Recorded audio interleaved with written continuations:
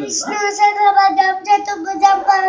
प्रसन्नवदनं ध्यायेत् सर्वविघ्नोपशान्ते अकल्पतरुश्चोभितं भर्गो देवस्य धीमहि धियो यो न प्रचोदयात् ॐ त्र्यम्बकं यजामहे सुगन्धिं पुष्टिवर्धनं उर्वारुकमिव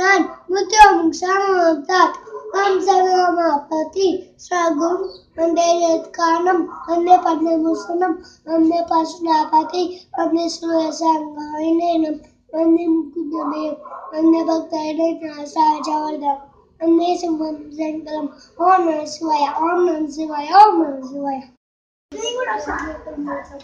प्रसन्नवदनं ध्यायेत् सर्वविघ्नोपशान्ते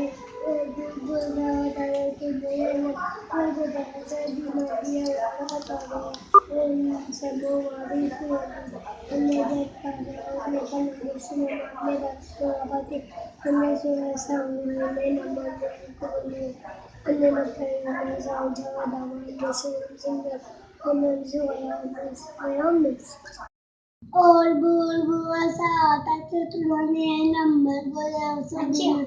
यो न प्रचोदयात् ॐ त्र्यम्बकं यजामहे सुगन्धिं पुष्टिवर्धनं उर्वारुकमिव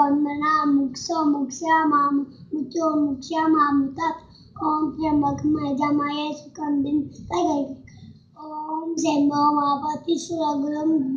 वन्दे जगत्कारणं वन्दे पद्मभूषणं